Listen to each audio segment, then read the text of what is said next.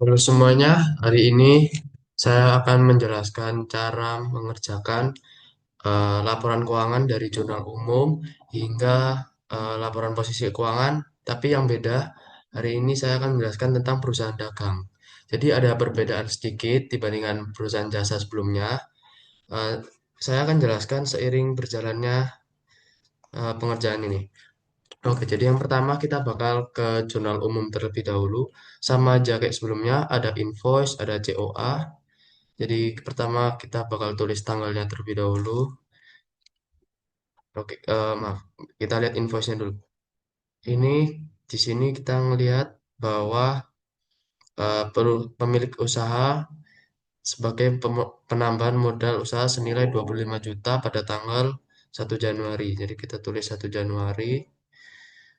Oh ya, sebelum itu akun debit sama kreditnya untuk mempermudah kita bakal pakai yang namanya eh,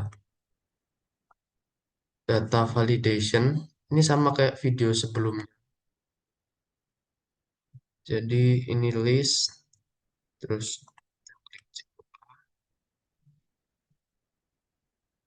source-nya,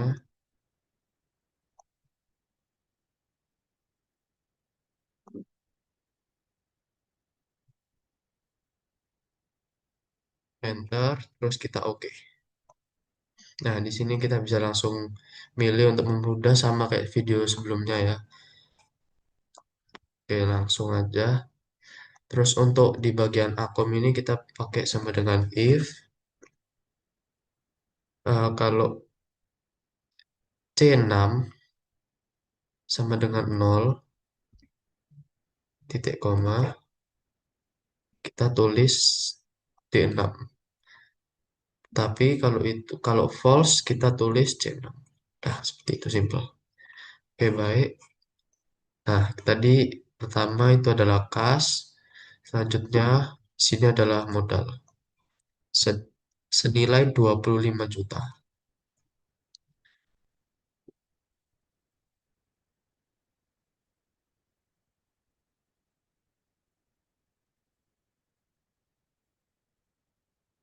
Itu untuk tanggal 1 Januari. Selanjutnya untuk soal kedua,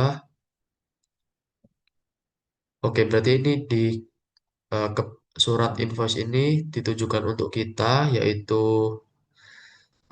kita membeli barang yaitu ini bantal jumlah 10 unit, harga satuannya ini 5.000. Karena nah, yang beda dari perusahaan jasa itu ada ini syarat pengiriman dan juga syarat pembayaran. Nah, syarat pengiriman ini ada FOB destination. FOB destination itu adalah ongkir. Ongkir kalau FOB destination itu tuh yang bayar ongkirnya adalah si penjual. Sedangkan ada lagi seperti soal nanti FOB shipping point ini untuk pembeli. Nah, lanjut untuk syarat pembayaran ini, apa sih arti eh, garis miring 10 N 30? Jadi garis miring 10 ini artinya jika kita membayar utang kita sebelum 10 hari, itu kita mendapatkan diskon sebesar 2%. Nah, sedangkan untuk N garis miring 30 itu adalah eh, batas akhir kita membayar utang kita yaitu dalam 30 hari. Jadi seperti itu, bedanya hanya sedikit aja. Nah, ini karena kita beli barang, berarti pada tanggal 5 Januari,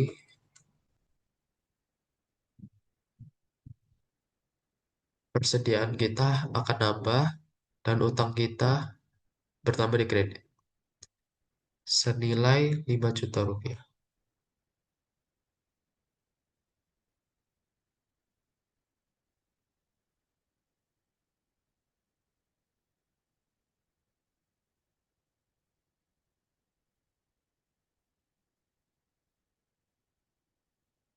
Oke, lanjut ke soal selanjutnya.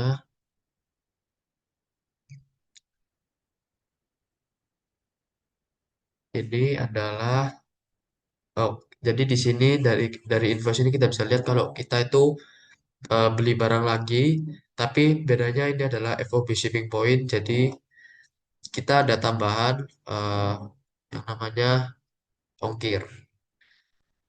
Jadi kita tulis bagian ini dulu pada tanggal berapa itu? Jadi pada tanggal 7 Januari persediaan kita nambah, yang kita bertambah.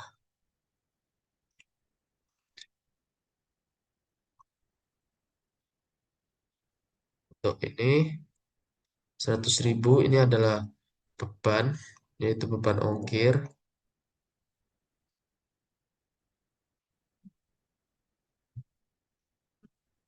Oh maaf. Jadi kalau untuk beli itu masuknya ke persediaan ya. Lalu ini dibayarkan secara kas. Karena kenapa kok kas? Karena ini adalah kwitansi jadi udah bayar. Jadi ini saya jelasin juga kenapa kok masuknya di persediaan karena kita beli.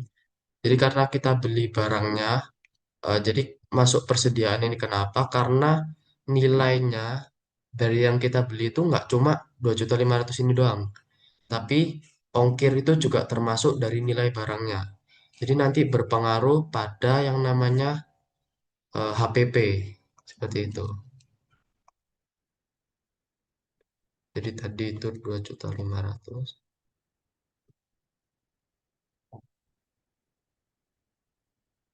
Sedangkan tadi ongkirnya adalah 100.000.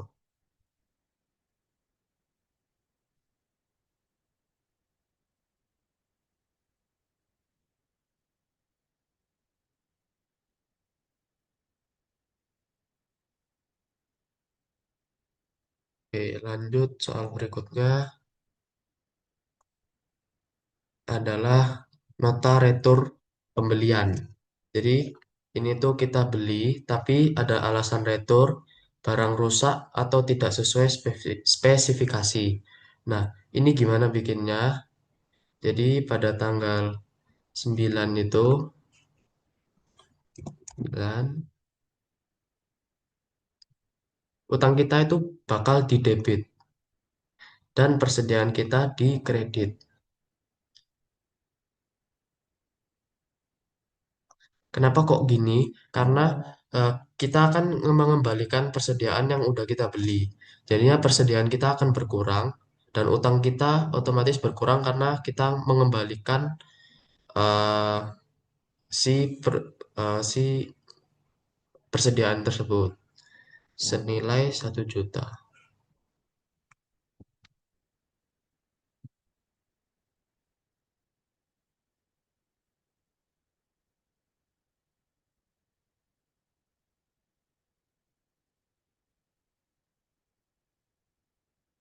Oke, lanjut ke tanggal 11 kwitansi pada Oke, jadi kita ini adalah kita membayar bantal jumlah 10 unit ini. Nah, seperti yang aku udah jelasin tadi, syarat pembayaran 210 N30 tadi. Nah, ini kan tanggal 11, sedangkan kita beli tadi itu pada tanggal 5. Jadi itu masih masuk dalam kategori untuk dapat diskon. Jadi di sini udah ditulis diskonnya berapa. Jadi di jurnal umum itu bakal kita tulis tanggal 11.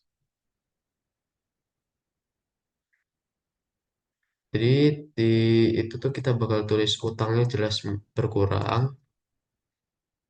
lalu kasnya kita berkurang, dan persediaan kita juga berkurang. Jadi kenapa kok persediaannya ini berkurang? Jadi eh, persediaan berkurang karena ini mendapatkan diskon ya. Otomatis harga dari persediaan ini juga ikut berkurang di kredit seperti itu.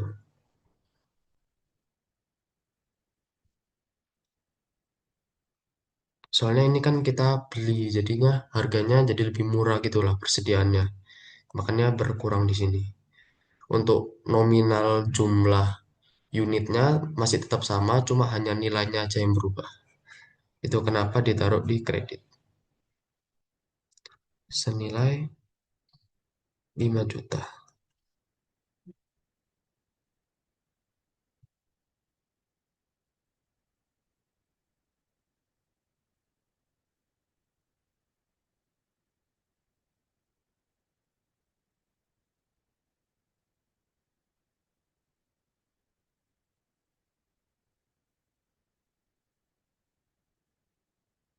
Oke, jadi kayak gini ya.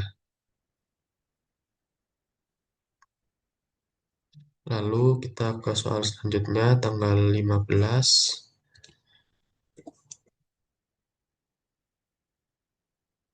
Nah, tanggal 15 ini kita melakukan yang namanya penjualan. Jadi kita ini jual barang dengan FOB destination, yaitu si penjual yang bayar. Jadi kita ikut bayar ini ongkirnya. Jadi tanggal 15 kita melakukan penjualan. Nah, karena ini ada syarat pembayarannya, berarti ini secara kredit. Berarti kita piutang dan juga penjualan. Lalu di sini ditulis, nah ini juga salah satu yang membedakan antara perusahaan dagang dan jasa. Setiap kali kita melakukan penjualan, itu ada yang namanya harga pokok penjualan HPP. Itu juga ditulis di jurnal umum ini. Jadi kita tahu, jadi harga pokok penjualan ini apa? Ini tuh harga di mana kita beli. Sedangkan harga kita beli dan jual selalu berbeda. Kenapa? Karena kalau kita jualan, otomatis kita bakal cari yang namanya keuntungan. Jadi dia hanya menulis harga pokok penjualan dan persediaan. Persediaannya berkurang di kredit. Dan jangan lupa kita juga ada beban pengiriman tadi, beban ongkir, dan juga secara kas tadi.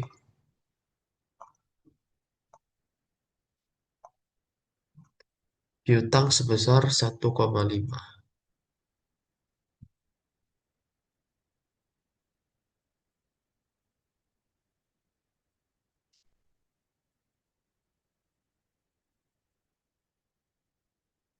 Untuk harga pokok penjualan sendiri, kan kita dari tadi beli bantal itu semuanya sama.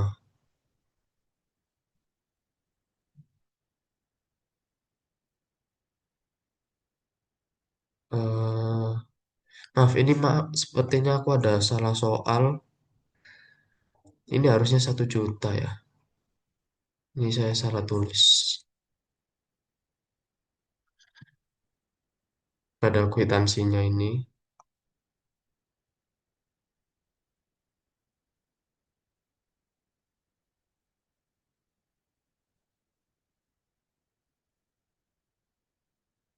Oke lah, lanjutkan.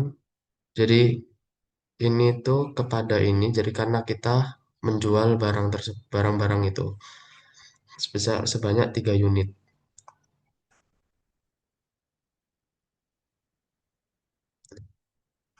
Secara FOB destination, oke benar. Jadi 15, ya benar seperti ini ya. Jadi ada piutang, penjualan, harga pokok sebesar ini 3 juta,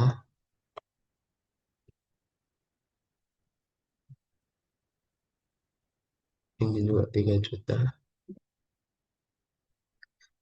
Nah, harga pokok penjualannya itu adalah 500 per unit dan ini jualnya kan 3 unit. Jadinya 1,5.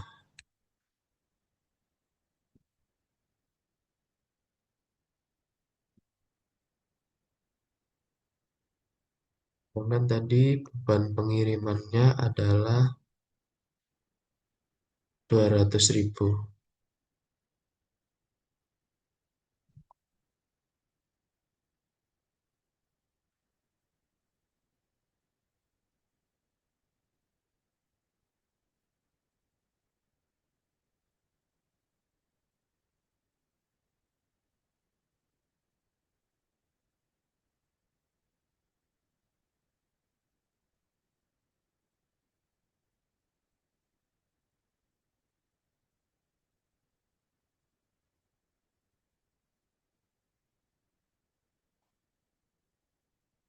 Oke, kita bakal lanjut ke soal selanjutnya, yaitu invoice kepada ini kita menjual, ya benar. Kita menjual barang kepada ini, Daryl Edgar ini, sebanyak 4 unit dengan FOB shipping point. Nah, shipping point ini adalah pembeli yang bayar. Jadinya kita tidak perlu seperti yang tadi bayar ongkir. Sejumlah 4 unit, harga satuannya sejuta. Jadi ini sama kayak tadi, tanggal 17.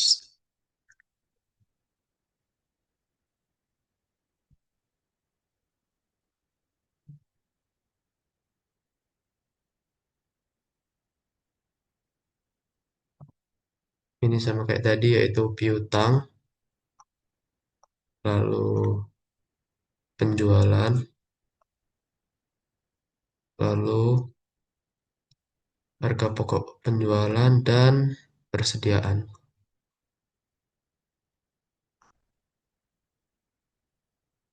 Lalu kita lihat sebanyak 4 unit yaitu 4 juta.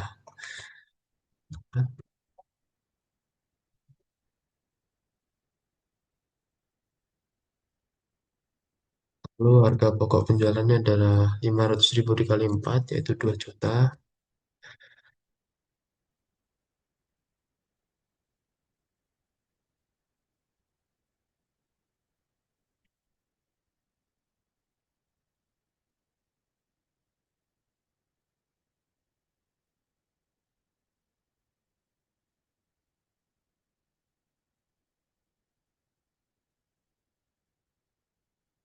Oke, kita lanjut ke soal selanjutnya. Oh, berarti ini kita dapetin retur dari penjualan yang dilakukan pada tanggal 17 Januari ini. Di tanggal 19 kita tuh dapat retur sama si Khairil Edgar ini. Nah, nulisnya gimana kalau dapat retur itu? Jadi kita bakal tulis retur penjualan, lalu piutangnya akan berkurang. Kenapa kok piutangnya berkurang? Karena eh, kan dia sudah membalikin barang ke kita, jadi otomatis utang dia ke kita itu berkurang. Seperti itu. Nah, tapi di sini persediaannya kita nambah karena dibalikin dan harga pokok penjualannya di debit. Seperti itu. Nah, untuk returnya sendiri, dia kembaliin 2 unit. Berarti 2 juta.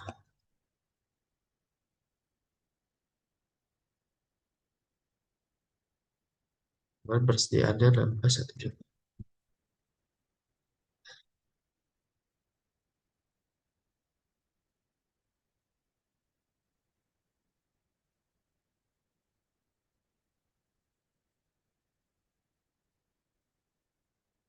Oke, kita lanjut ke soal selanjutnya. Ini kwitansi pada Garit Edgar. Berarti eh, dia udah bayar, si Kairen ini sudah bayar ke kita senilai ini. Nah, karena dia dapetin diskon,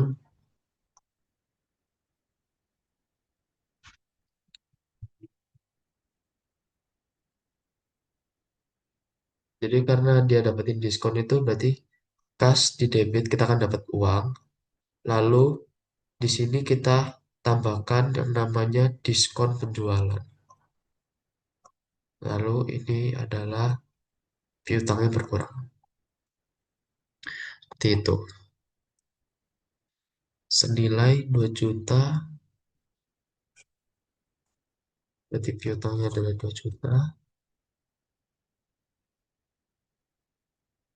Lalu kasnya nambah 1960. Ini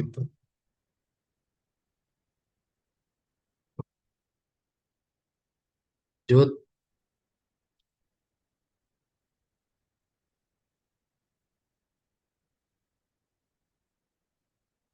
ke soal selanjutnya. Oke, ini soal terakhir. Ini adalah kwitansi. kepada kita, berarti kita bayar bayar utang yang pernah kita pernah beli barang terus ngutang, ini kita bayar. Jadinya eh, pada tanggal 30.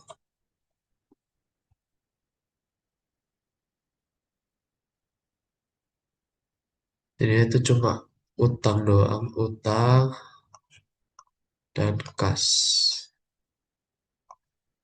Karena nggak ada diskon di sini senilai 2,5 juta.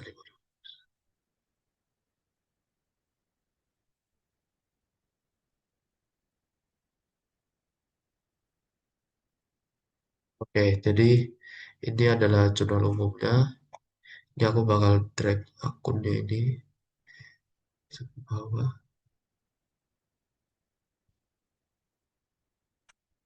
Lalu kita bakal order.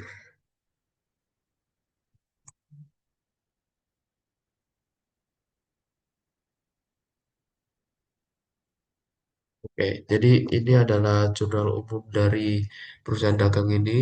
Kita bakal lanjut ke buku besar. Nah, cara bikin buku besar itu sama aja seperti yang perusahaan dagang. Kita bakal pakai yang namanya pivot table.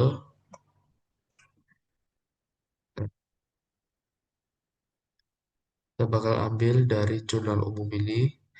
Kita blok semua dari ini nama-nama ini juga kita blok. Kita tarik semua ke sini. Oke. Nah, di sini tuh kita butuh apa sih?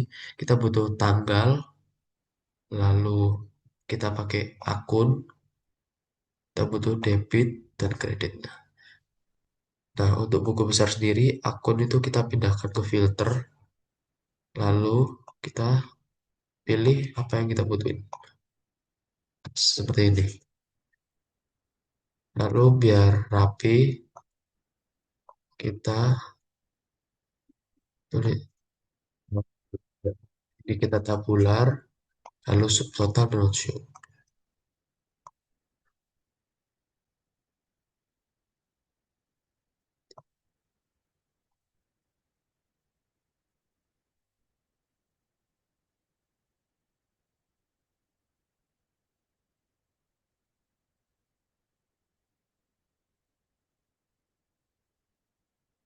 Oke, jadi ini udah selesai ya untuk buku besar. Tapi kita butuh yang namanya saldonya. Kita butuh tahu saldonya berapa. Ini sama kayak video-video sebelumnya yang perusahaan jasa. Jadi ini kita tulis saja saldo debit if debit lebih besar dari kredit. Maka debit dikurangin. Oke, oke ini untuk debitnya kita tambahin lagi untuk yang kredit.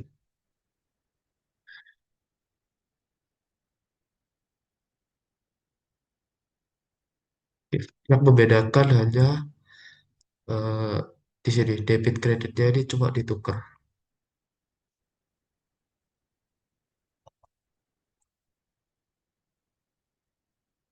Oke, udah selesai. Nah, ini debit kreditnya kita tutup aja dah.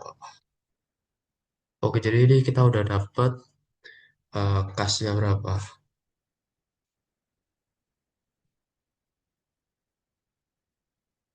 Ini kita udah dapat buku besar dari kas.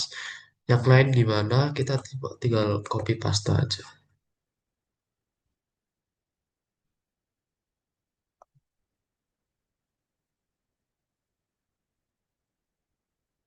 Kita copy paste satu persatu.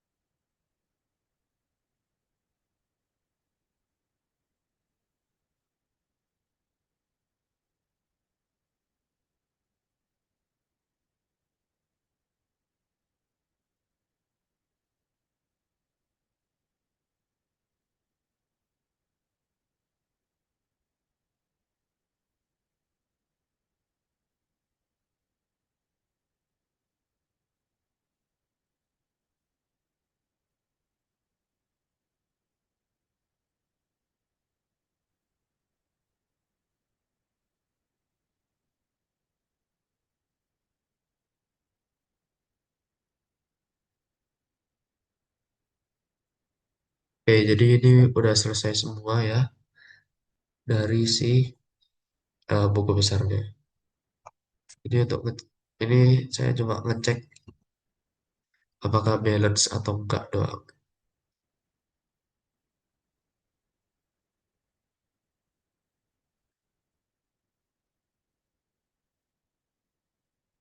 Oke, balance ya. Jadi aman. Ini udah ada semuanya.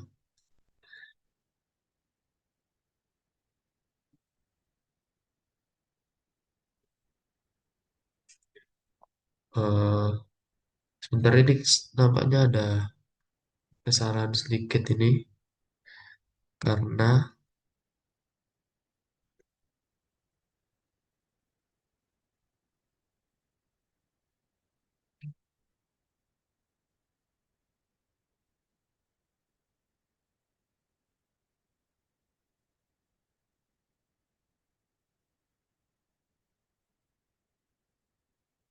ini retur karena ini ada kesalahan sedikit karena utang usahanya bisa lebih 1 juta. Ini ada kesalahan sedikit.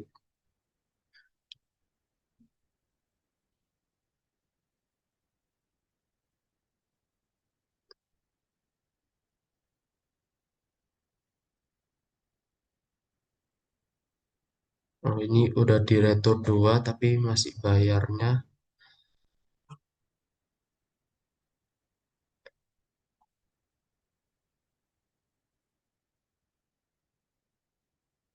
ini di sini ada kesalahan sedikit. Ini harusnya cuma 3. Jadinya ini 1.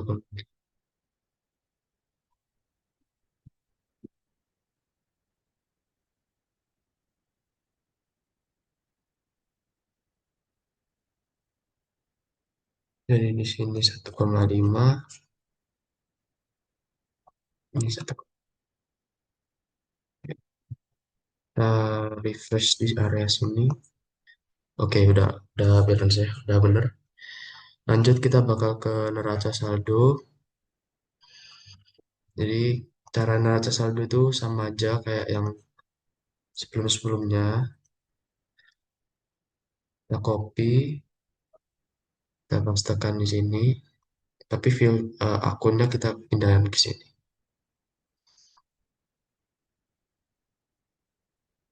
Lalu untuk tanggal kita tutup aja. Nah, udah jadi. Ini kita bikin judulnya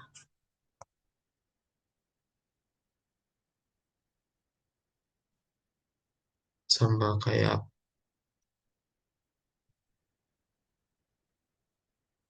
yang sebelum di judul umum ini. Jadi per 31 Januari PT Sejahtera Selalu.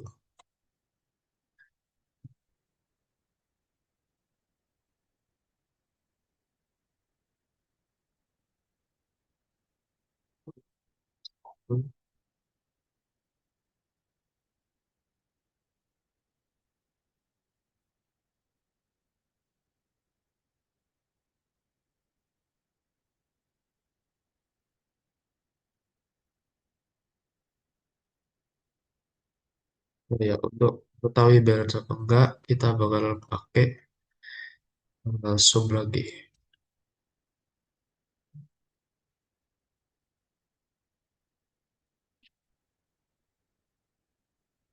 Oke, balance ya. Nah, oke, selanjutnya kita akan bikin yang namanya laporan laba rugi. Ini kita bikin dulu di sini.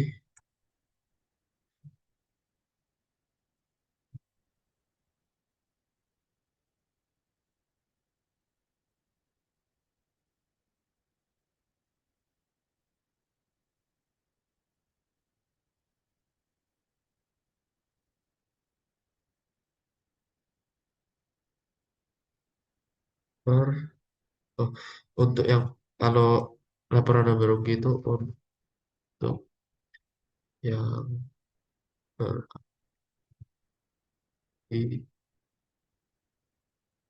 dan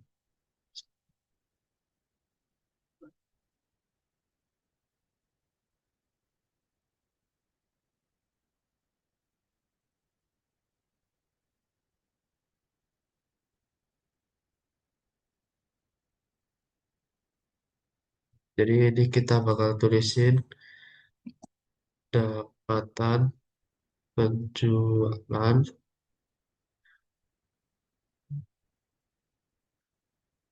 Di sini kita tulis saja.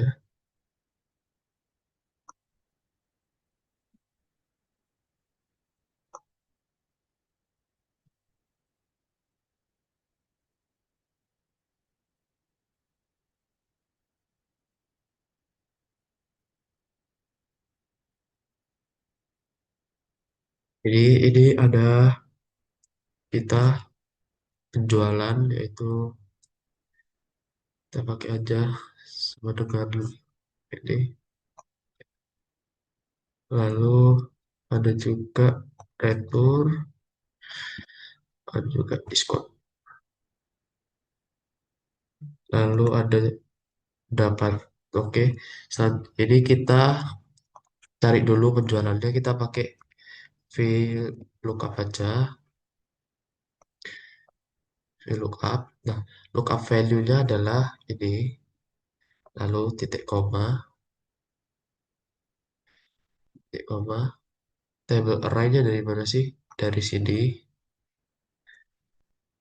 Terus titik koma. Kita cari penjualan itu ada di kredit. Ada di kredit sini. Berarti kita cari di ketiga. Tapi untuk biar nanti tinggal copy paste aja kita bakal dua kali. Jadi dipakai dua, lalu range lookupnya.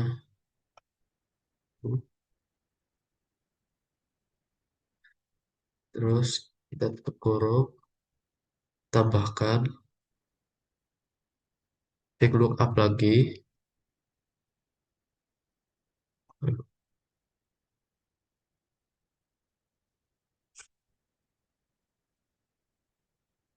buat lookup lagi,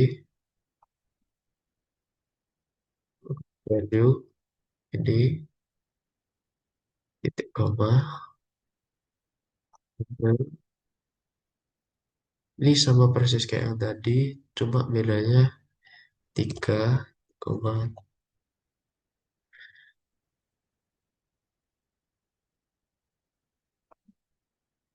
Oke, kita langsung dapat si angka dari ini.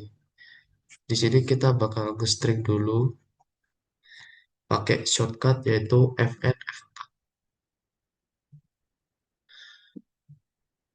Nah, tapi yang bagian lookup value-nya nggak usah di string karena kita bakal nge-copy si lookup value-nya.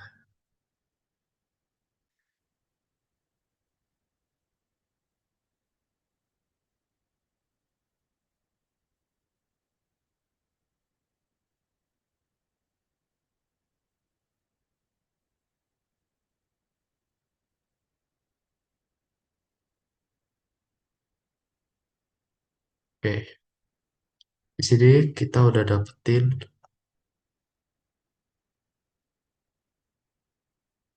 angkanya. Jadi ini apa? Ini adalah pendapatan neto. Ini kenapa dipisahin ini? Artinya itu ini dikurangin sama returnya sama diskon penjual. Jadi ini adalah pendapatan netonya. Selanjutnya eh, harga pokok penjualan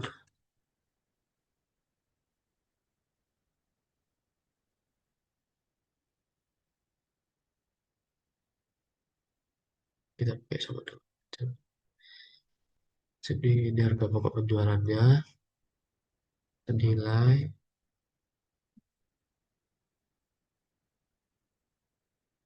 2.500.000. Ini dikurangin oleh pendapatan itu. Ditemuin yang namanya laba kotor.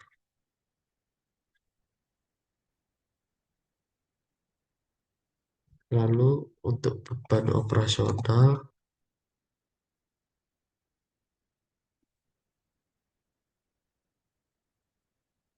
itu ada beban pengiriman penjualan.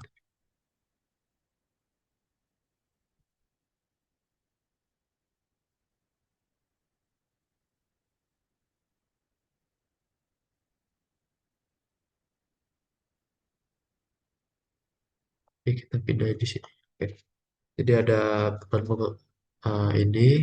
Selanjutnya itu ada pendapatan dan beban lain. Nah, karena di sini tuh udah ada beban lain-lain, jadi kita strip aja.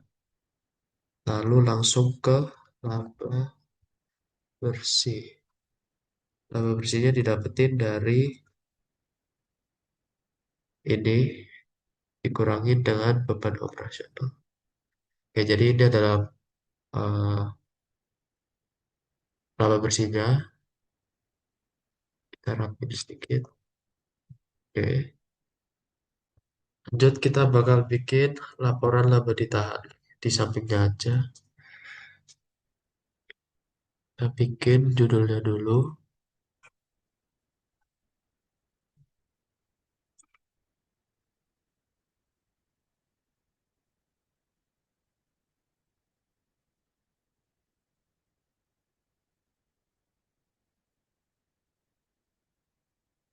Ini adalah laporan.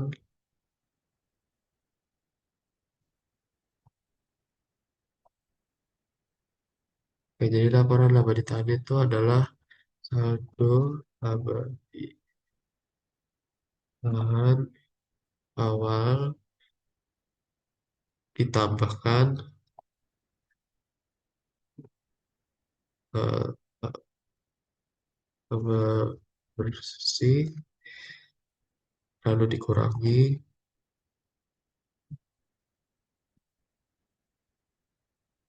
dengan dividen kalau ada.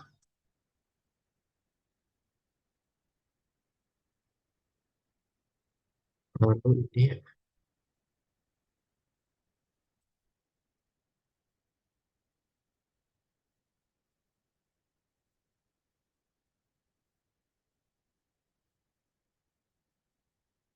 laba ditahan awalnya kan ini baru awal jadi masih nol.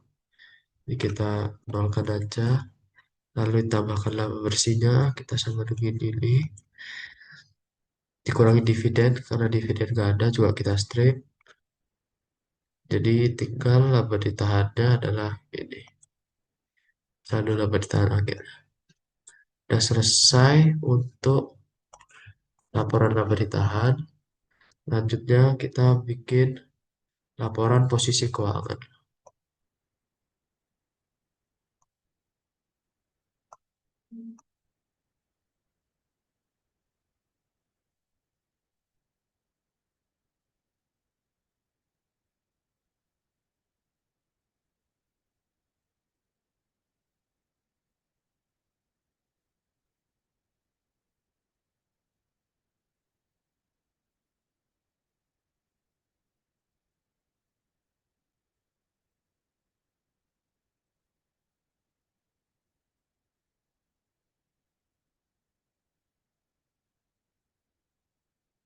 Laporan posisi keuangan ini sama aja kayak yang perusahaan jasa. Jadi ini ada aset. Asetnya itu kita ada di nas.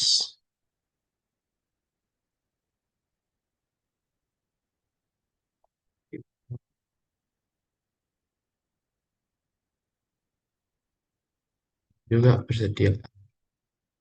Nah, lalu kita Copy aja rumus dari ini, kita copy aja. Kita masukin di sini karena ini sama aja, kita langsung VLOOKUP dari sini. Tuh, sudah sama langsung. Ini kita drag ke bawah. Untuk aset sudah selesai, kita ke liabilitas. Di liabilitas itu ada utang usaha sebesar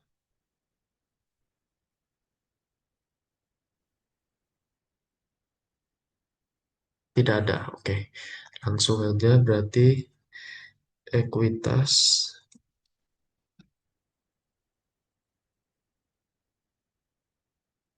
ini modal dan juga laba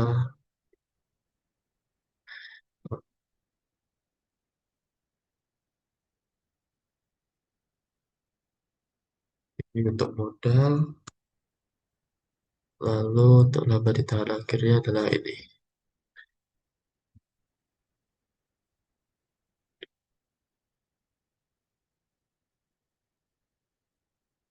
Untuk mengecek apakah udah balance apa enggak, yaitu liabilitas ditambah ekuitas.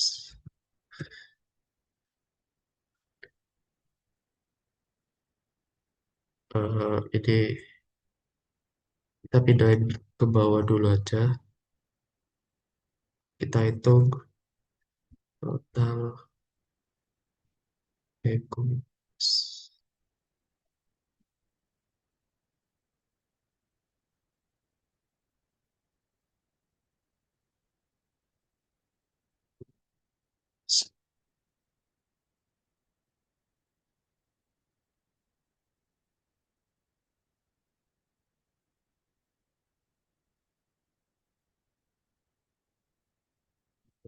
Ekuitasnya ada di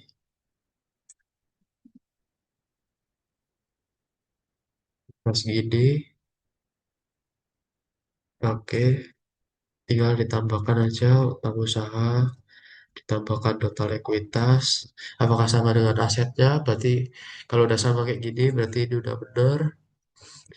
Udah sekian dari video saya tentang cara mengerjakan laporan keuangan dari perusahaan dagang. Terima kasih sudah menonton. Terima kasih.